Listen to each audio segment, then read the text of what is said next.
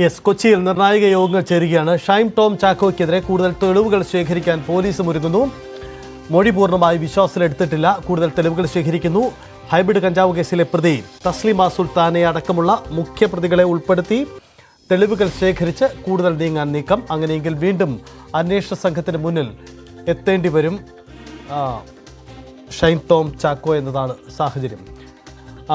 ഒരു കാര്യം കൂടി ശരണ്യ, ഈ ആലപ്പുഴയിലെ ഹൈബ്രിഡ് കഞ്ചാവ് കേസുമായി ബന്ധപ്പെട്ട് ഷൈനെതിരെ മാത്രമായിരുന്നില്ലല്ലോ, മറ്റ് പ്രധാനപ്പെട്ട ശ്രീനാഥ് ഭ്യാസി അടക്കമുള്ളവരുടെ പേരുകളും പരാമർശിച്ചിരുന്നു.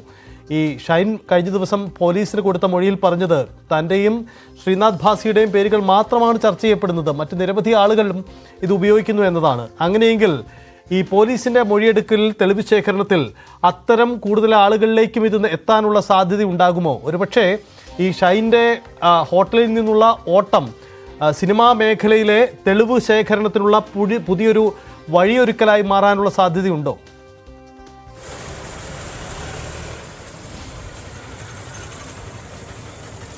ഇതിനകത്ത് ഏറ്റവും പ്രധാനപ്പെട്ട കാര്യം സജിത്ത്, ഹൈബ്രിഡ് കഞ്ചാവ് എന്ന് പറയുന്നത് വളരെയധികം വിപണിയിൽ വളരെയധികം വില കൂടിയ ഒരു ലഹരി വസ്തുവാണ്. അതായത് 1 ഗ്രാമിന് ഏകദേശം 10,000 രൂപയ്ക്ക് മുകളിൽ വില ഇത് റീറ്റെയിൽ മാർക്കറ്റിൽ വരുന്നുണ്ട് എന്നുള്ളതാണ്.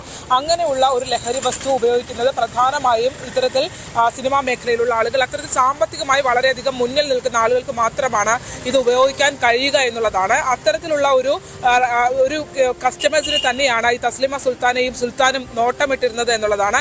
ഇവരുടെ പ്രധാന മേഖല ആലപ്പുഴയല്ല, മറിച്ച് എറണാകുളം തന്നെയാണ് ഇവരുടെ പ്രധാന മേഖല. മട്ടാഞ്ചേരിയും കാക്കനാടും ഒക്കെ കേന്ദ്രീകരിച്ചാണ് ഇത്രയും വിലയുള്ള ഈ ലഹരി വസ്തുക്കൾ ഇവർ വിറ്റിരുന്നത് എന്നുള്ളതാണ്.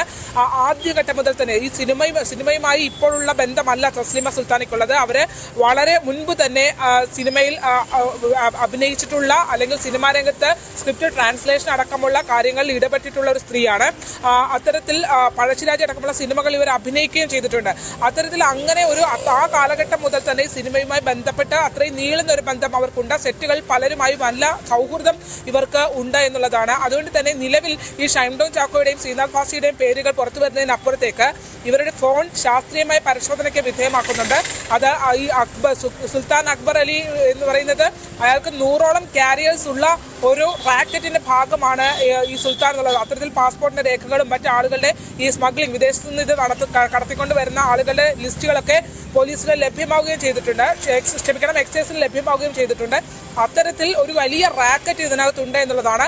തീർച്ചയായും തസ്ലീമ ആലപ്പുഴയിലേക്ക് എത്തിയത് ആർക്ക് വേണ്ടി എന്നുള്ളത് വിശദീകരണത്തിനപ്പുറത്തേക്ക് ഇവരുടെ കയ്യിൽ 6 കിലോ ഉണ്ടായിരുന്നെങ്കിൽ എറണാകുളത്ത് ഏതൊക്കെ മേഖലകളിൽ ഇത് വിതരണം ചെയ്യപ്പെട്ടു എന്നുള്ളത് വളരെ പ്രധാനപ്പെട്ടതാണ്. ഇപ്പോൾ എറണാകുളത്ത് കൂടി ഇങ്ങനെ ഒരു കേസ് രജിസ്റ്റർ ചെയ്യപ്പെട്ടിരിക്കുന്ന പശ്ചാത്തലത്തിൽ തീർച്ചയായും ഇതിൽ പോലീസും കൂടെ കണക്റ്റഡായി ഇവരെ ചോദ്യം ചെയ്യുന്ന അടക്കമുള്ള കാര്യങ്ങളിലേക്ക് എത്തുമെന്നുള്ള സൂചനകളാണ് നമുക്ക് ലഭ്യമായിക്കൊണ്ടിരിക്കുന്നത്. അത്തരത്തിൽ വളരെ ഗൗരവമേറിയ ഒരു വിഷയത്തിലേക്ക് പോകുന്നു എന്നുള്ളതാണ്.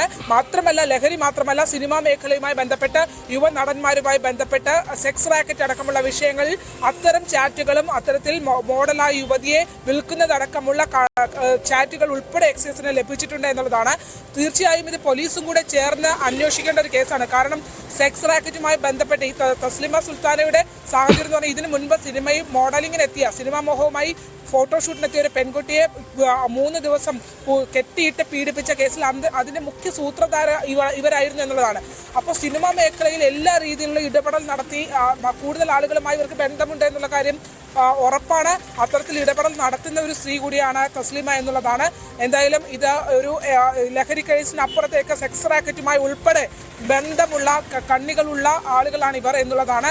അത്രയും ഗൗരവമുണ്ട്. എന്തായാലും നിലവിൽ ഇപ്പോൾ എക്സൈസ് സ്ഥിരീകരിക്കുന്ന 2 പേരുകൾ ഷൈൻ ടോം ചാക്കോയുടെയും ശ്രീനാഥ് ഭാസിയുമായി തസ്ലിമ സുൽത്താനയ്ക്ക് ബന്ധമുണ്ട് എന്നുള്ളതാണ്. അത്തരത്തിൽ ബാങ്ക് ഇടപാടുകളും ചാറ്റുകളും ഒക്കെ ഉണ്ട് എന്നുള്ളതാണ് എക്സൈസ് സ്ഥിരീകരിക്കുന്നത്. അതിനപ്പുറത്തേക്ക് പുതിയ പേരുകൾ, കാരണം ഇവരെ അധികം സമയത്തേക്ക് എക്സൈസിന് കിട്ടിയില്ലായിരുന്നു. പുലർച്ചെ പിടിച്ചതിന് ശേഷം ഇവരെ പിന്നീട് റിമാൻഡ് ചെയ്യുന്ന നടപടികളിലേക്ക് പെട്ടെന്ന് തന്നെ പോകേണ്ടി വന്നു. അതിനുശേഷം ഇവരെ ആദ്യഘട്ടത്തിൽ ചോദ്യം ചെയ്തപ്പോഴും ഇവരെ ഒന്നാമത് ഈ രംഗത്ത് വളരെ എക്സ്പീരിയൻസ്ഡ് ആയിട്ടുള്ള ഒരു സ്ത്രീയാണ്. അതുകൊണ്ട് തന്നെ അവരെ ചോദ്യം ചെയ്തപ്പോൾ പല കാര്യങ്ങളും പറഞ്ഞത് അവർക്ക് ക്രോസ് ചെക്ക് ചെയ്യാനോ ക്രോസ് വെരിഫിക്കേഷൻ നടത്താനോ കഴിഞ്ഞിട്ടില്ല. പക്ഷേ പറഞ്ഞ കാര്യങ്ങളിൽ നിന്നുള്ള കൂടുതൽ കാര്യങ്ങൾ ശേഖരിച്ചുകൊണ്ടാണ് ഇപ്പോൾ എക്സൈസ് അത്രയും കാലതാമസം എടുത്ത് ഇവരെ ഇന്ന് കസ്റ്റഡിയിലേക്ക് വാങ്ങുന്നത്. അങ്ങനെ എത്തുമ്പോൾ എല്ലാ കാര്യങ്ങളും വെരിഫൈ ചെയ്ത് തന്നെ പോകണം എന്നുള്ള ഒരു കണക്കൂട്ടലിന്റെ പശ്ചാത്തലത്തിലാണ് കസ്റ്റഡി പോലും വൈകിയത്. എന്തായാലും ഇവരുടെ കസ്റ്റഡി കാലാവധി പൂർത്തിയാകുന്നതിന് മുമ്പ് തന്നെ ഷൈൻ ടോം ചാക്കോ, ശ്രീനാഥ് വാസി എന്നിവർക്ക് നോട്ടീസ് പോകും എന്നുള്ള വിവരമാണ് നമുക്ക് ലഭിക്കുന്നത്. സജിത്ത്. യെസ്, അതാണ് സാഹചര്യം. എന്തായാലും കൂടുതൽ തെളിവ് ശേഖരിക്കാൻ പോലീസ് ഷൈൻ ടോം ചാക്കോയുടെ അന്വേഷണത്തിനെതിരായ അന്വേഷണം അത് പുതിയ തലത്തിലേക്ക് പോവുകയാണ്. പുതിയ തെളിവുകൾ ശേഖരിച്ച് നീങ്ങാനാണ് അന്വേഷണ സംഘത്തിന്റെ നീക്കം.